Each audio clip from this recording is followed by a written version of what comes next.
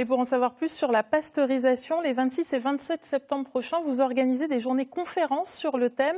Sur quoi allez-vous mettre l'accent ? Alors effectivement, le week-end du 26-27, sur la terre de Louis Pasteur dans le Jura, on parle de deux choses distinctes. On va parler d'abord de la pasteurisation de cet anniversaire. Ça, c'est le 26 septembre à Arbois, une journée de conférence. Pasteurisation, c'est ce qu'on a en fait partout dans notre existence. C'est l'héritage le plus important de Pasteur. Et puis le lendemain, le 27 septembre, à Villers-Farlay, on a les Journées mondiales contre la rage. Ça, c'est l'autre grand chef-d'œuvre de Pasteur, la mise au point du vaccin contre la rage, et on célèbre justement chaque année l'anniversaire de la mort de Pasteur. C'est l'occasion de célébrer le vaccin contre la rage. On va revenir sur les différents événements que vous préparez, mais pour mieux comprendre qui vous êtes, donc vous êtes Terre de Louis Pasteur, vous êtes un organisme en fait qui regroupe toutes les structures d'Arbois à Dole. Une façon pour vous d'être plus fort, plus présent ? Alors effectivement, Terre de Louis Pasteur, c'est un organisme qui allie toutes les ressources patrimoniales, tout l'héritage de Pasteur, aussi bien à Dole qu'à Arbois, mais dans tout le Jura en général. On est là pour mettre en valeur les sites. Il y a deux maisons visitables, la maison natale à Dole, la maison où il a vécu à Arbois. Également un centre pédagogique, parce qu'on est très investi dans la médiation des sciences, dans l'enseignement des sciences. C'est l'atelier Pasteur à Dole. Et ces structures qui fonctionnent en même temps, naturellement, ont une synergie et puis permettent de travailler davantage et mieux ensemble. L'établissement public que vous représentez regroupe toutes les structures.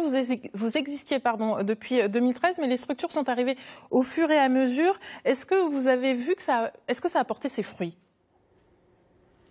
Alors effectivement, l'établissement public, lui, a été créé en 2013, mais il a regroupé des structures qui existaient précédemment.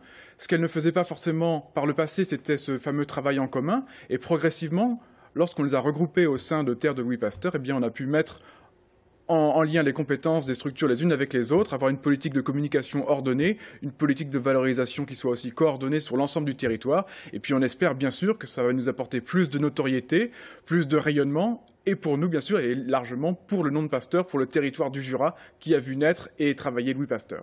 Au niveau de la fréquentation et du public, vous avez vu une évolution par rapport à la fréquentation cet été par exemple ? Alors l'été 2015, c'était une saison un peu particulière. Il a été marqué par la canicule au mois de juillet, donc personne ne mettait le nez dehors pendant le mois de juillet. On a été en très légère baisse, on était bien sûr un peu déçus. Août, par contre, a été bien meilleur, avec des scores qu'on n'avait pas atteints depuis très longtemps.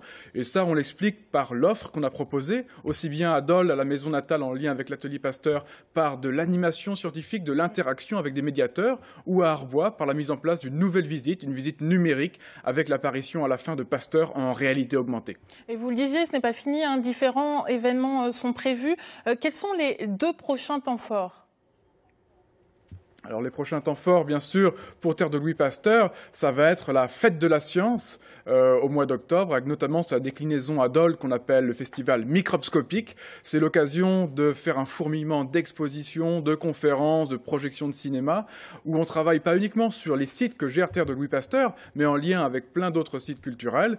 Et on a notamment, dans ce cadre-là, une exposition qui s'appelle Lumière à fond les photons, qui nous est prêtée par le pavillon des sciences de Montbéliard et qui nous permet à nous, Terre de Louis Pasteur, de fêter à notre façon l'année internationale de la lumière 2015, décrétée ainsi par l'UNESCO. Donc voilà un peu le temps fort de l'automne. À Terre de Louis Pasteur. Merci beaucoup pour toutes ces précisions et je rappelle que pendant les journées européennes du patrimoine, c'est l'occasion de venir visiter toutes ces structures puisque vous ouvrez vos portes gratuitement et je vous rappelle que c'est le 19 et 20 septembre. Et tout à l'heure,